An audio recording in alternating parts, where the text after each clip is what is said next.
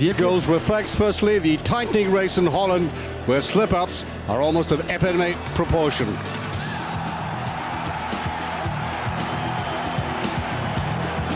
And the French league title looks increasingly like going out of the country to that well-known tax haven on the Riviera, although Nantes seek to stretch their 24-game unbeaten run. Barca double up successfully in League and Cup in Spain.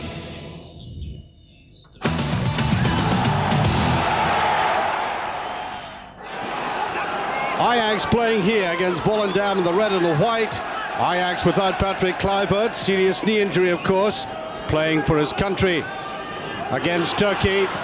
But at first it seemed as if they would get on well without him. Vichka fouled by Anderwiel. Volendam at 12th place. And Ajax preparing for the semi-final of course against Juve this week. And there the free kick by Litmanen. The Finnish international desperately unlucky on a day I think eventually he'll want to forget. The ball played out there by Ronald de Boer.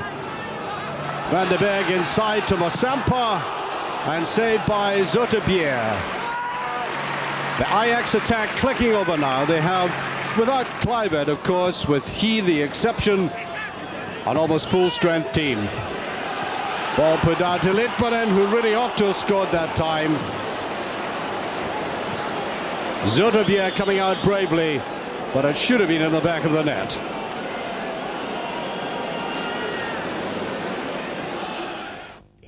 And then the goal eventually coming, the corner by Vutter. And the goalkeeper makes a mistake this time. And that's all you need to do, despite the excellence of his saving prior to that. One little slip, and Kiki Mosampa comes in to score the opening goal. Sneaking in at the far post, and just getting it in despite that fall.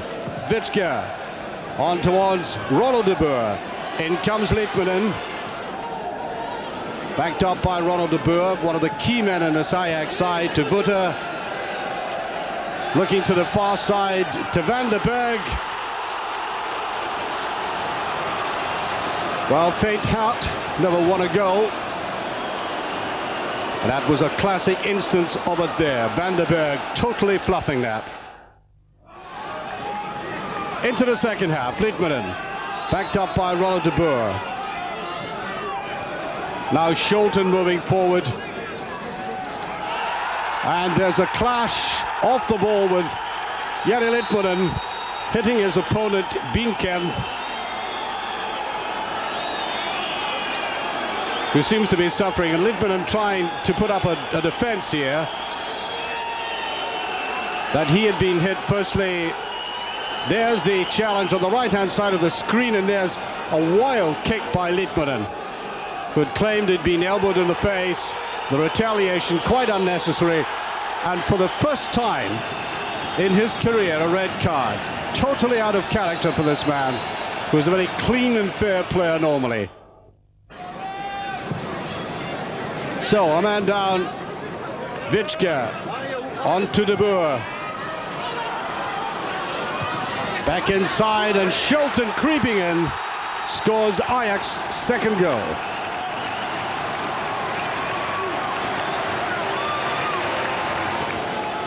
Nice little 1-2 played here by de Boer. Although the defense should have been able to clear that trundling ball touched in by Scholten. And despite their handicap, Ajax playing the cool, technical, flowing football.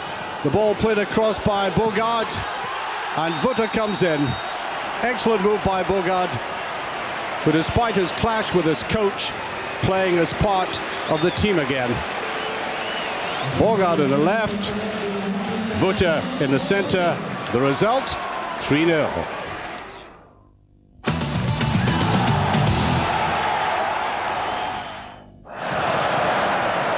Ronald Koeman for Feyenoord.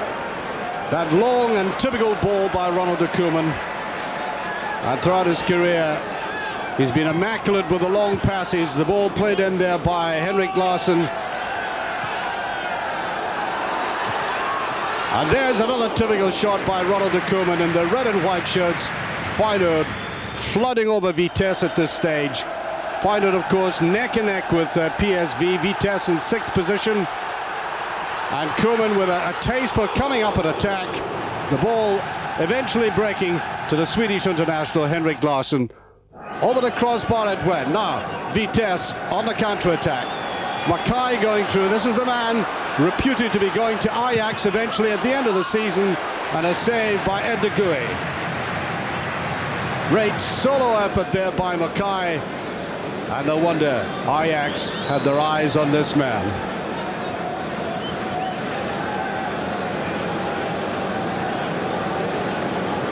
The result, nothing each.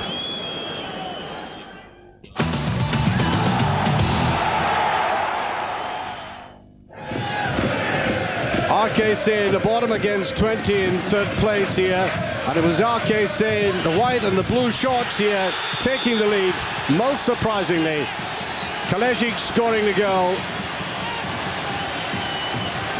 With the 20 defense ripped apart on the left-hand side. And from that very narrow angle, he put them in front. Then a lovely ball played forward by Brands. No offside, again a very difficult angle. And this time Van Diemen to score the second goal and make it 2-0.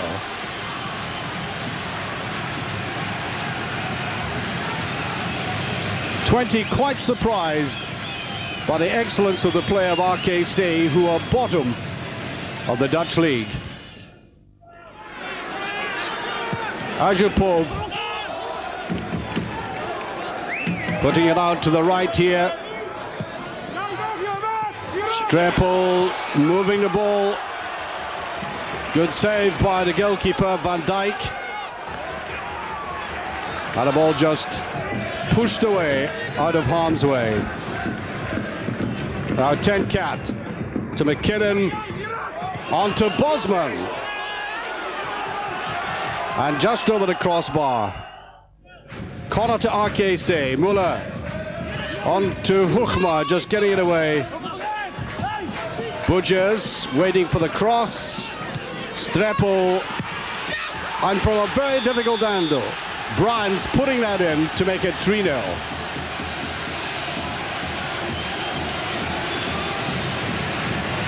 One of the most surprising scorelines of the season in Dutch football. Remember, RKC are bottom of the league. So time for a fight back. Carnebeer to Teroost. McKinnon with the cross. Van Dijk makes an error, and up comes Bosman to pull one back. 3-1. All that in the first half, so there was plenty time for 20 to show that they were the superior side. The league position reflects that, but could they eventually get the equalizer? And there, an excellent save by Van Dijk after that slip that he had made from the header there by Elzinga. Dreadful error there by Streppel, and Bosman scoring a second goal. That made it 3-2. However, it turned out to be too late, and the result too damaging for 20 to catch the leaders now.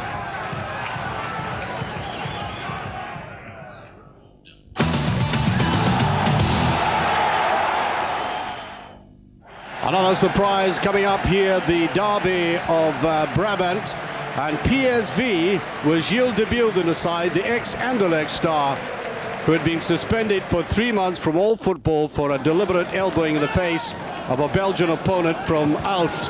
He had a track record that was not too pleasing, but here PSV on the attack and Zenden coming through to open the scoring. As I say, Gilles de Beeld, a very talented player, but with his track record, this was his first game in 3 months, and he was a spectator on the right-hand side watching that opening goal by Zenden. Now Van der Weerden for PSV. To de Beeld.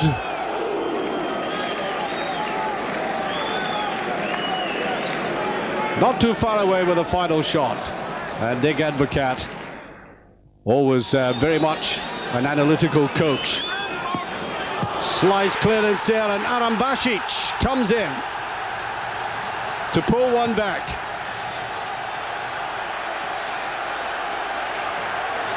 NAC PSV's opponents are in 8th place,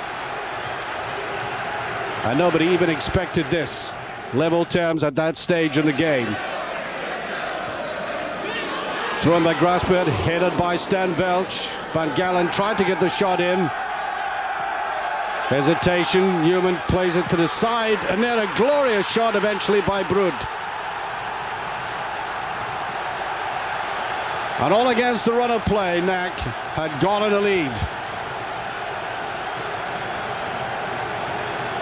And I don't think I've seen a rugby scrum collapse just as effectively as that little joyous pile of players there.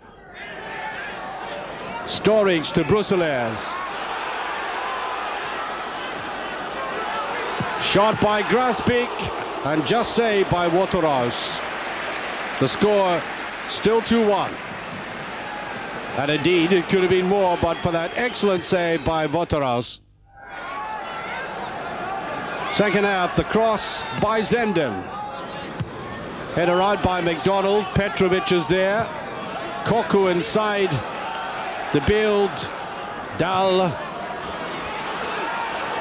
And the constant pressure on as Nielisch put it back to Roman Dal. Onto Petrovic. And the build eventually getting the final touch. Almost 10 touches of the ball in a very confined area there by PSV before the equaliser scored by De Beeld.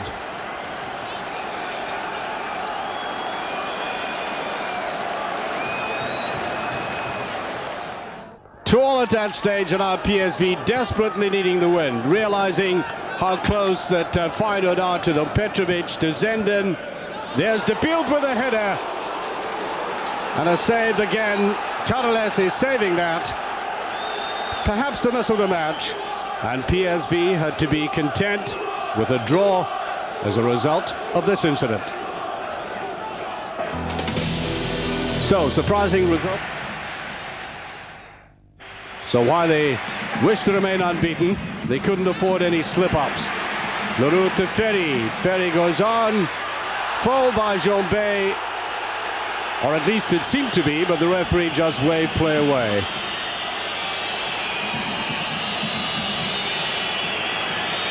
Jean-Michel Ferry. Corner this time by Makelele. On to Carotti, header of Capron. And this time Andreas Kopke didn't know where to turn. Near the end, seconds to go, Lechkov. In it goes to Libra, and there, a goal that stunned this Nantes crowd, and a very big crowd indeed. Over 30,000 in to see if Nantes could really catch the top two. And the answer is, well, hardly if they concede goals in the last second like this. The final score, 1 each. Marseille still have not won a game away from home, despite this bold effort.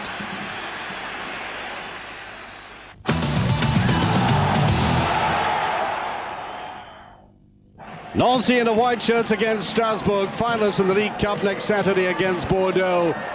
And the ball from Schemel out there to Correa, who scores his first ever goal in the French Championship to make it 1-0 for Nancy. Nancy without Tony Cascarino, who scored 6 goals since he joined them in February. They thought that might be a bit of a handicap, but the ones who were left played very well. That was Batikli missing one for Strasbourg. Second half, Batikli to Numa, to Kole, to Batikli again, and there was Numa missing one of the best chances of the game. Patrick Numa, and the ex-Paris Saint-Germain player, has scored much more difficult chances than that in the past. Now Fanzel to Roth. Just put away, and in comes Correa.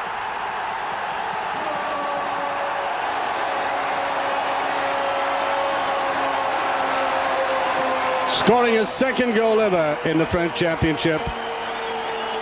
And the second bottom team have beaten the third top team.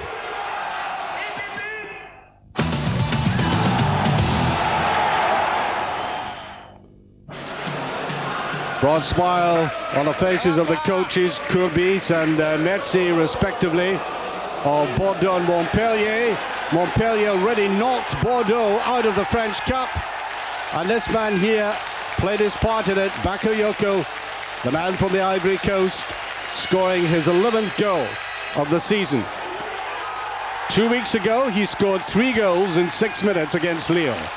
The man is in devastating form at the moment. Has witnessed the breakaway again. Bad pass of Miku onto Sanchez, onto Bakayoko, and this time a very nifty finish.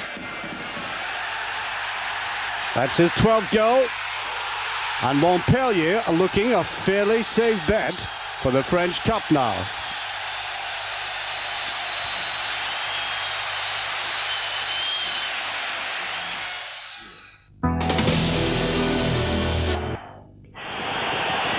The Spanish Cup and bettors are having their best season in a couple of decades, playing very well in the league at the moment, of course, and there in the blue shirts as that ball goes across there. A goal by Celta Vigo in the blue, and Ratkovic getting the opening goal.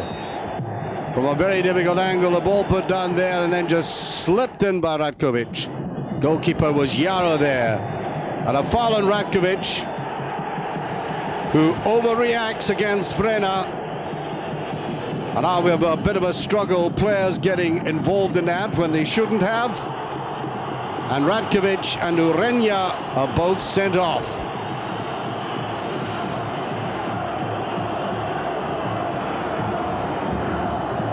A very squalid squabble here, with the cameraman almost turning out to be a victim.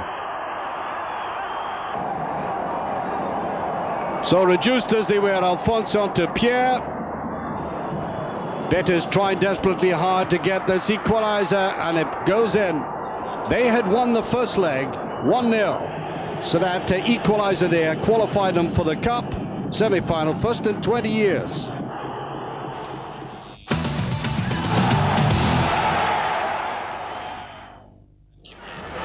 Barcelona without Ronaldo and Blanc, they won the first leg 4-0 against Las Palmas. That first shot there by Pizzi going wide. Pizzi onto Oscar, and 1 or 2 efforts, of course, testing out this defense, and I think Barcelona taking it slightly easier tonight, but that was a much more penetrating finish by Oscar. Opening goal 1-0.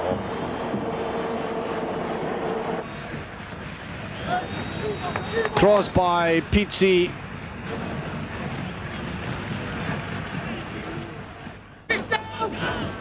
Well, Bobby Robson has done rather well, you would imagine. And watching that goal there, Stoichkov onto Luis Enrique. And that was the second goal.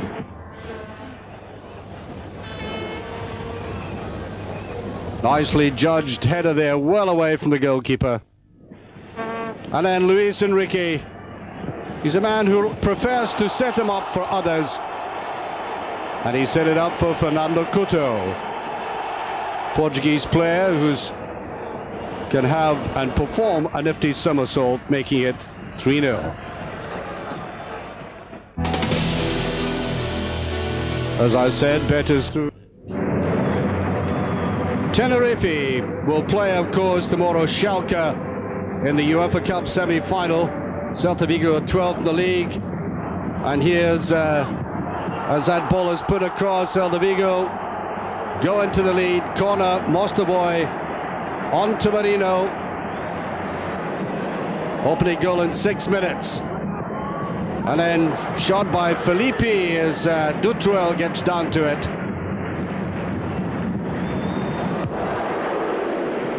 Tenerife in the darkest shirts fighting back. And a corner by Felipe to the head of Pinilla. And 15 minutes from half-time, it was 1-1.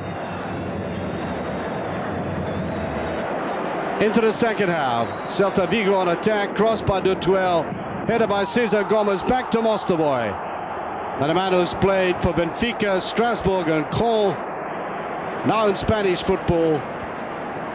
Rattling that in to make it 2-1. 1 minute into the second half. The ball played out to Adriano. 17 minutes of the game remaining. And Mazinho coming up, stroking it away. And Tenerife perhaps saving something special for the Germans tomorrow.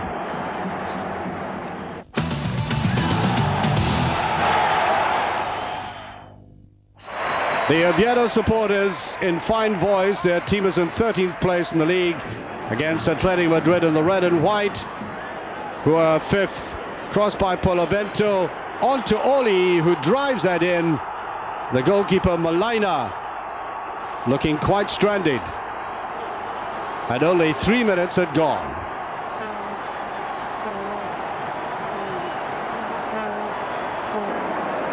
Well, he may have lashed out rather luckily at that, but Aguilera coming forward here, and Oli, much too deliberate tackle from the back. The referee could do nothing other than award the penalty, and Oli scored his second goal of the game. 21 minutes gone, and more to come. Manuel to Borelli, falling neatly into the path of Iglesias. And in 25 minutes, Oviedo had scored 3 goals. Atletico Madrid seemed to have collapsed after that defeat at the hands of Ajax in extra time. So Iglesias, right on a stroke of half time, making it 4-0. Might have been a suspicion of offside to start off with, but he didn't mess about. One little crumb of comfort in the second half. Beautiful shot by the Argentinian Snyder. But that's all he could do. 3 minutes into the second half, it ended that way.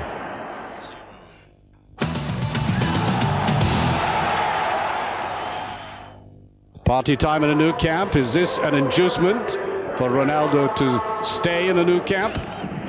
Well, they get on with the game, keeping that well in the backs of their minds. And off the post that went. Ronaldo via Ablanido and back to Giovanni. And in 14 minutes, Barca were 1 up. In second place, of course, Gijon in 14th. Another attack by Barca. Figo looking up onto Giovanni again, and this time off the side of the foot. As I said, Bobby Robson, second place in the league. Cup Winners' Cup semi-final against Fiorentina. Final of the Copa del Rey. Not bad for a man who's been criticized. And there, beautifully taken goal by De La Peña. Right on half-time, 2-0.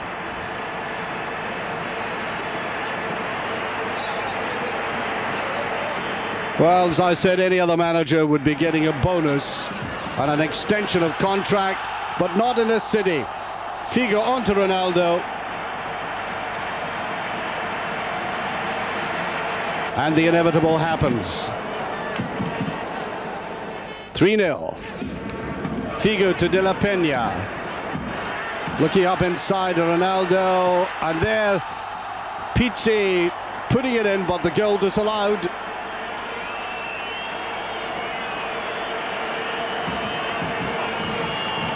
It was very, very close indeed. Oh, but they were well up at that stage. No great aggro. Oscar to Pizzi. And then the finishing shot by Pizzi as he gets it back for Roger. And 1 minute from time, they made it 4-0.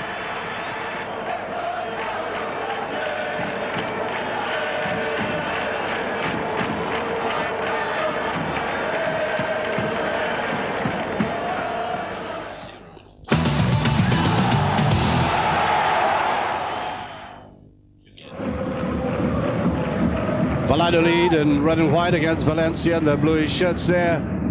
And Benjamin to Edu, back to Benjamin, trying to go in there from a narrow angle, neatly the 1-2s, and Benjamin eventually puts it in. 1-0. Zubizarreta crouching there. Couldn't get near it eventually. Threading their way through the defence. And in 11 minutes they were that 1 goal out. Now Edu to Fernando. And the defence had come out. Zubizarreta screaming at his defenders. And Fernando scores a second goal. 2 goals inside 4 minutes. Jorge Valdano, the man who had a torrid time with Real Madrid after he had left Tenerife, now looks as if he has many problems here, as Benjamin scores his second goal to make it 3-0.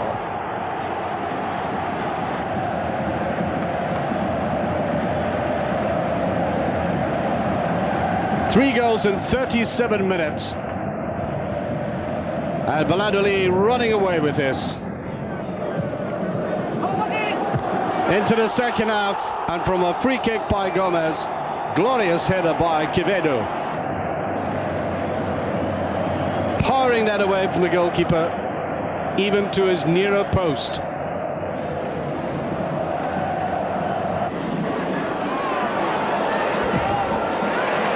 One little fight back though by Valencia. Otero to Vlahovic. That just put past.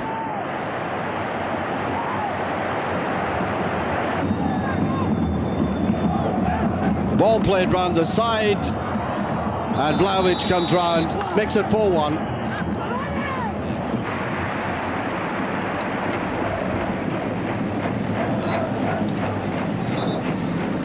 Final goal of the game.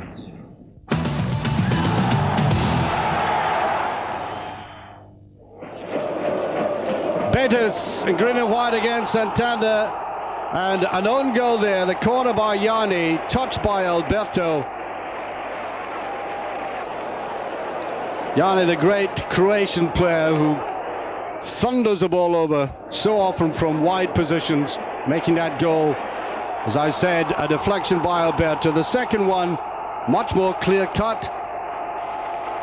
Belgica putting it on to Alfonso, and just before half-time, it was 2-0.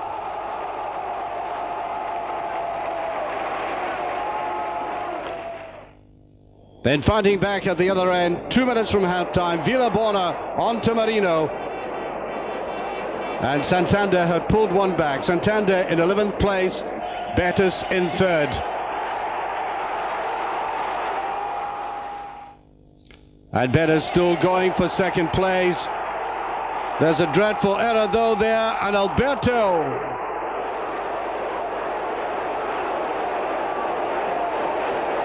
Well, Pierre had a chance for an open goal, but Marius had saved it, sliding in there.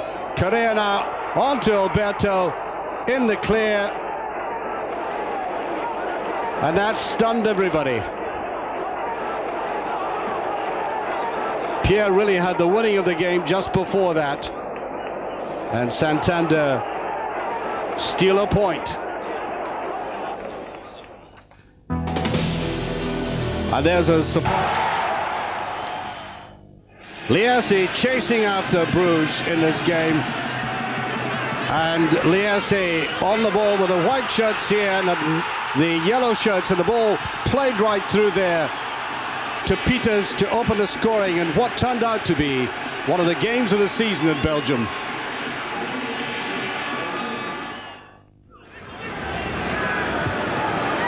Ghent looked to be really up against it. Solo by Jbari. Looked like a penalty at first, but a ball driven in by Rudy to make it 2-0. And at that stage it looked like plain sailing. Referee allowed play to go on there. He may have given a penalty kick, but the ball lashed into the back of the net. Now Jbari going through for Ghent.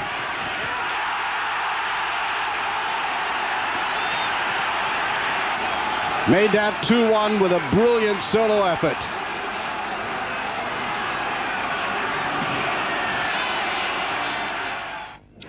The goals were coming thick and fast. A really memorable game this. Rudy going through to make it 3-1.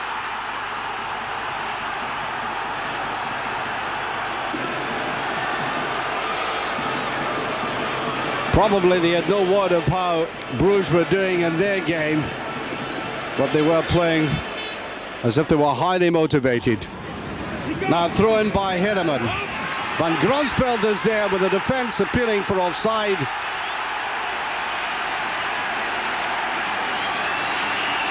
And now there was only one goal in it. Ball touched on there. There might have been a suspicion of offside, but it was allowed to stand. 3-2. Now Brocken. Swinging that right across.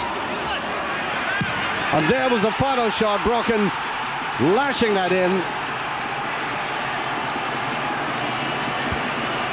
4-2.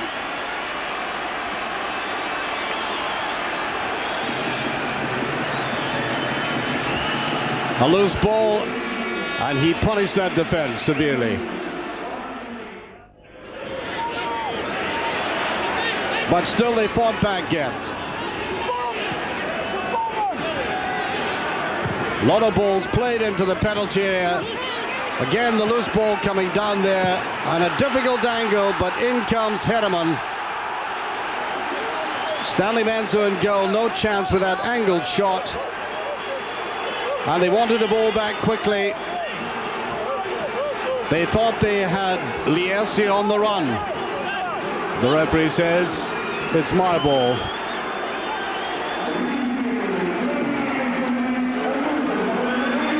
Ball beautifully floated in. Cool play there as it was laid to the side and rattled in. Again, the ball put through. Defensive error there. The goalkeeper, Stanley Menzo, comes out. And Draganovic equalizes the score. 4-4 now in this astonishing game. It looked as if Lierse was staggering, but they fought back well. The appeals for a penalty here. The referee waved play on as their defense was battered about. The save came. And the ball scrambled away by Ghent. And the famous Belgian football, the manager, Gerrit's not happy, but there was De Groot putting the ball through his own net. The cross by Rudy. Watch the touch. An own goal puts Lierse to the top. 5-4, the final score. And as I said, it turned out to be one of the most significant games.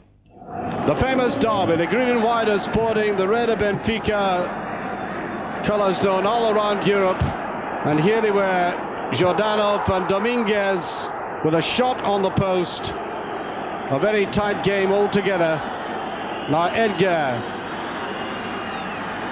on to my echo. Pushing it through, and a brilliant goal scored by João Pinto. He could barely have seen the net from that very tight angle. Two players and a goalkeeper in front of him. He contrives to put it in.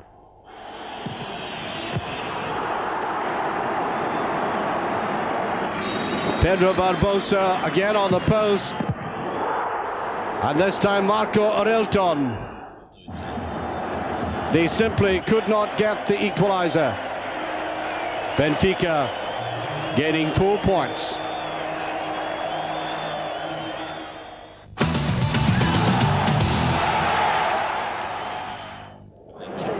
FC Porto at the top. Well and truly thrashed by Manchester United, but still wishing to finish the season in style. That was a header on the post by Yardell. And Porto still coming forward. Appeals for hands. And hands by Senna. The free kick taken by Fernando Mendes, and Porto were 1 goal up.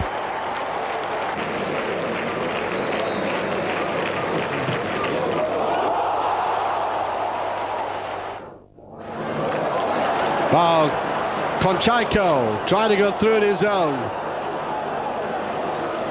Pushed out to Artur, and a great save by Luis Manuel. Into the second half, and still Porto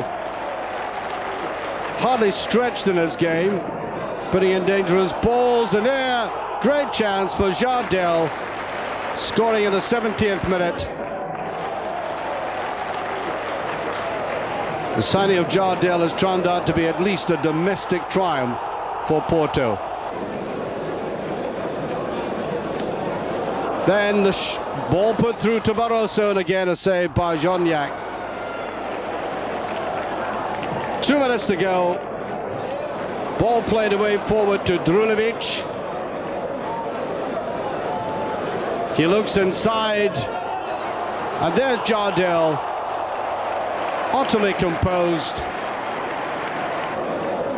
And the big Brazilian scores his second goal of the game. At the other end, free kick by Bolinhas to Helder, but it goes wide. And